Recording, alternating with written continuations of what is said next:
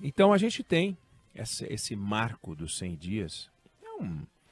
Esse é um marco político. Não adianta a gente já brincou sobre isso, né? Não existe nada que seja medido em 100 dias, né? Uma mulher grávida não fala, estou com 100 dias de gravidez. Você não diz, estou trabalhando há 100 dias. Ninguém fala, tiro férias daqui a 100 dias. Não existe. Da mesma maneira que trimestre é conversa de contador, semestre é de escola, 100 dias é papo de governo. 100 dias de governo, 100 dias do governo Tarcísio, 100 dias do governo Zema, 100 dias do governo Cláudio Castro, 100 dias do governo Lula. E todos os estados estão falando dos 100 dias, né? Eduardo Leite, todo mundo falando dos 100 dias. O que isso mostra é que é uma parada para a gente olhar e falar, bom, 100 dias, 3 meses e 10 dias de trabalho, já dá para você não dizer o que será o governo, mas dá para você dizer o seguinte, como é que ele usou a largada, né? Como é que usou esse começo? Um governo novo normalmente chega e tem uma lua de mel. Lula não teve lua de mel, porque Lula não é um governo novo. Lembrando que o governo Lula começou no ano passado. O governo Lula começa com a votação da PEC da transição. É ali que começa o governo Lula. E ali ele já faz um investimento de capital político. Ali ele já dá uma cartada. Porque ele precisou aprovar uma PEC para abrir espaço fiscal, para ele poder gastar um monte de dinheiro, abrir um espaço de 150 bi no orçamento de 2023. Isso foi essencial. Então, o governo Lula começou torrando votação no ano passado. Então, ele não tem 100 dias. Ele, na verdade, tem na verdade, 130 dias de governo, porque ele governou naquele final de ano, porque para o Bolsonaro já tinha acabado. Tanto que o Bolsonaro viajou em dezembro e o Lula ficou lá para conseguir votar na Câmara e no Senado uma PEC que foi aprovada. Ele, portanto, foi aprovado na sua primeira missão. Aí, então, com 30 dias de governo, ele toma posse. Com 30 dias de governo, ele começa a montar o seu governo. E o seu governo está montado em cima de medidas provisórias e promessas.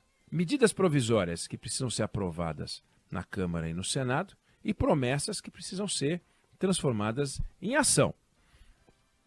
O governo Lula, muitas vezes, no discurso dele, se comporta como se o mundo político do Brasil tivesse começado em 2002, quando ele venceu as primeiras eleições dele para presidente, e tivesse sido interrompido em 2016, quando a Dilma foi afastada por pedalada fiscal.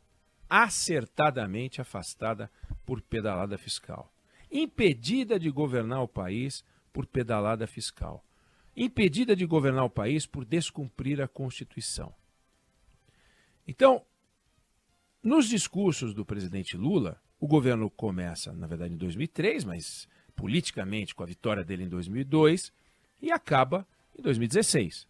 Foram 14 anos de Brasil andando bem pra caramba no discurso do presidente Lula. Não teve recessão, não teve 2015 e 2016, não existiu 2015 e 2016. Quando ele fala que é hora de reconstruir, recuperar, produzir crescimento econômico, mas e o crescimento econômico de 2015? O Brasil perdeu 3,6% de PIB. E o crescimento econômico de 2016, que o Brasil perdeu 3,8% do PIB. E o Brasil de 2014, que o Brasil cresceu só 0,5% do PIB.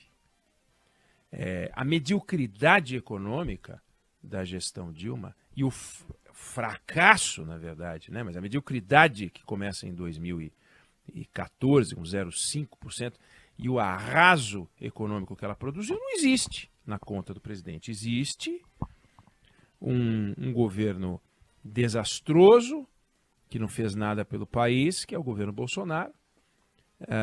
Existe um governo golpista, que é o governo Temer. Aí você volta um pouquinho, aí você encontra a luz. A luz foi Dilma. Luz. Dilma, luz. Pode isso? Não foi, né? Então é um governo que está escorado, primeiro, numa reinterpretação livre da história brasileira, que não faz muito sentido. Aí saem os dados econômicos de hoje, o Boletim Focus, uma sensação, a inflação para 2023 subindo na percepção dos agentes econômicos. Vai subir. O que isso produz nos juros? A possibilidade de cair? Próxima reunião do Copom, cai os juros? Será? Isso é a inflação para 2023 e também a inflação para 2024. Também subindo, pouquinho, mas subindo. PIB brasileiro para 2023 não vai chegar a 1%, projeção de agora, abril. Pode ser que mude tudo. Então, quando ele diz, vamos voltar crescendo a economia com inclusão social, olha, vamos ter que ralar. Vamos ter que ralar. Porque até agora, o que esse governo fez foi tomar providências para mexer naquilo que já estava fechado, pressionar o Banco Central, prometer sem entregar e entregar algo que, no fundo, é para colocar no lugar de um troço que ele ajudou a desmontar, que foi o teto de gastos. O teto de gastos foi desmoralizado, totalmente desmoralizado por Jair Bolsonaro e por Lula nessa PEC da transição. Teto de gastos, para quê? Se você aprova excepcionalidade colocando para fora do teto de gastos o que você quiser, não tem teto de gastos.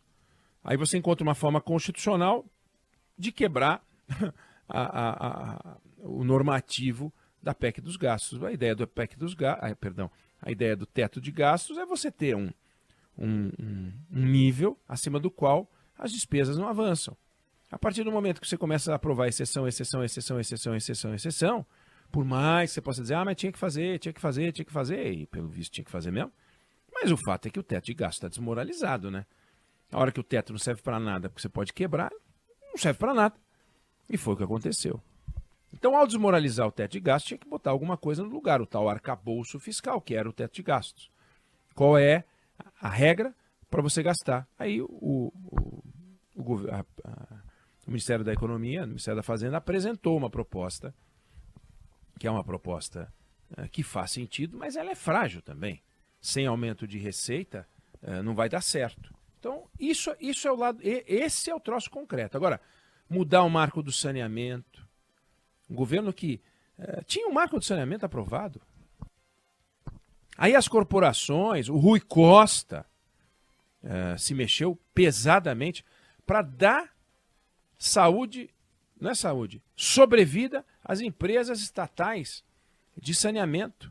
Porque o projeto, o sistema anterior, estimulava a participação da iniciativa privada e tratava as estatais de um jeito como elas devem ser tratadas. Está no mercado, mas não. Encontraram um jeito de, por decreto presidencial, mexer no marco do saneamento. Vai ter um impacto brutal? Não, não vai. Não vai ter um impacto brutal. Mas é mexer no que já foi aprovado. Já aprovaram a privatização da Eletrobras, vai mexer? Depois é o seguinte, tem uma lista de privatização. Entrou na lista de privatização, tem que dizer, olha, essa entrou, não dá mais. Vamos evitar a entrada de outra, se for o caso. Não, vai lá e tira. Aí perde a eleição, vai o outro e põe. Aí o outro ganha a eleição, vai lá e tira. Um Brasil que fica tira, põe.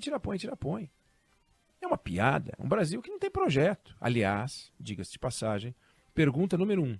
De onde a gente vem?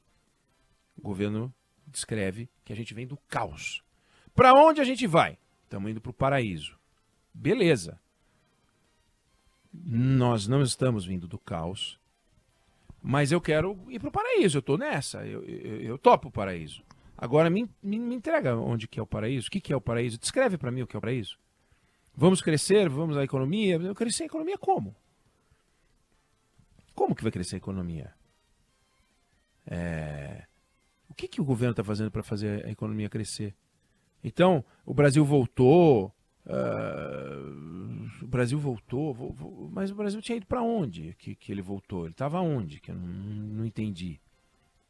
Está me parecendo que esses 100 dias, e espero, que seja a última vez em que o presidente, talvez eu diria que ele não vai ter oportunidade de fazer isso de novo, porque as pessoas vão ficar cansadas a última oportunidade dele fazer um ajuste com o, entre aspas, passado, Bolsonaro, bater no Bolsonaro, xingar o Bolsonaro, esculhambar o Bolsonaro. Imagina, gente, a gente vai ter um técnico da seleção brasileira que vai treinar o Brasil para a próxima Copa e ele fica falando dos erros do Tite. Ah, porque o Tite fez isso, porque o Tite fez aquilo, porque o Tite... Ninguém quer saber o que o Tite fez. A gente já sabe o que o Tite fez, está aí o resultado que foi a nossa participação na Copa. Ou algum flamenguista agora quer ouvir do futuro técnico. Vai ter futuro técnico Vai trocar, Fábio? Você acha? Eu acho que não tem muito jeito não, viu? Então. Eu acho que agora já foi. Porque pô, o cara perdeu tudo, né? Pois é. Mas então, você acha do jeito que alguém... perdeu, né? Não, foi horrível. Agora, você acha que faz sentido o novo técnico do Flamengo ficar falando dos erros do técnico que provavelmente vai cair hoje? Não faz sentido. Então, por que no governo Lula ele acha que dá para ficar segurando no gogó ataques ao governo anterior? Veja, o governo anterior fez muita coisa boa e muita coisa ruim. Fez muita coisa boa e muita coisa ruim. E muitas das coisas boas que o governo fez foi manter projetos que vinham do governo Lula. O melhor, do governo Dilma. O Minha Casa Minha Vida, que ele disse que está retomando porque tiver um problema orçamentário, mas ele mudou para esse negócio de Casa Verde e Amarela, essa palhaçada que acontece no Brasil, né? Entra um governo, troca o nome do projeto, daí volta o nome do projeto. Mas o auxílio emergencial e o Bolsa Família, que mudou de nome, não parou. Nenhuma família deixou de receber. Então ele fala que está retomando o Bolsa Família. Ele não está retomando o Bolsa Família. Está voltando a dar ao programa de entrega de dinheiro o nome de Bolsa Família. Então ele está retomando o nome. Retomar um nome é diferente de retomar de lançar um programa social. Mais médicos, sim, é uma volta. Agora vamos ver como é que vai ser. É uma promessa. Vamos contratar 28 mil médicos. Bom, eles podem contratar, se aparecer os médicos. Vamos torcer para que apareça. Primeiro edital, 5 mil médicos. Estou na torcida. Não é justo que as populações carentes sofram com a ausência de médico. Mas vamos ver se o salário vai, se as pessoas se animam. Não dá para obrigar, né? Um médico a ficar 2 anos. Se isso fizesse parte do currículo, você vai fazer 6 anos de medicina e 2 de mais médicos. Ok. Tem que recompensar o cara, né? Porque vai fazer 8 anos de curso. O jeito que faz curso de 4 anos, a administração faz 4 anos de administração, né? Faz um curso de 4 anos, aí tudo bem. Mas o medicina, o cara tem que fazer 6 e ficar mais 2, mais médicos. Tem que ver como funciona. Então, a impressão que dá... Tem coisas que nesse governo fez que são positivas? Tem coisas que esse governo fez que são positivas. Por exemplo, a imagem do Brasil no exterior melhorou. Melhorou porque o Bolsonaro exagerava. Pisava no acelerador, era metido, sabe? Ficava peitando as pessoas. Ele não era um ser diplomático. Não se preocupava com isso. O Lula se preocupa. Foi à Argentina, foi aos Estados Unidos. Amanhã vai para a China, vai para a Arábia Saudita, tem convite para ir para o Japão. Está de olho na Europa. Faz o discurso ambientalmente correto. Enfim, toma os cuidados para criar um ambiente menos hostil. Não adianta ser hostil com a França, mesmo a gente sabendo que os fazendeiros franceses fazem um lobby do diabo para ferrar o Brasil. Mas seja gentil e faz o que tiver que fazer, faz o jogo que tiver que fazer. E o maior desafio, eu queria registrar aqui, o Schiller vai falar sobre o assunto 100 dias de governo, é muito importante ouvir a avaliação dele. O maior desafio do Lula, e a gente vai falar mais disso, depois a gente fala amanhã mais um pouquinho, hoje um pouquinho também. O maior desafio do Lula é, definir um projeto de país que nós não temos. E 2, construir uma base no Congresso Nacional que tenha a força daquela votação que ele conseguiu fazer aprovar, que foi a PEC da transição. Segundo Arthur Lira, ele não tem essa força. O Arthur Lira está se posicionando. A estrutura de apoio do governo no Congresso Nacional não está muito bem montada, não. Não está muito bem azeitada. Os sinais não são bons. Rui Costa desautorizando Alexandre Padilha. Tem um climinha ruim.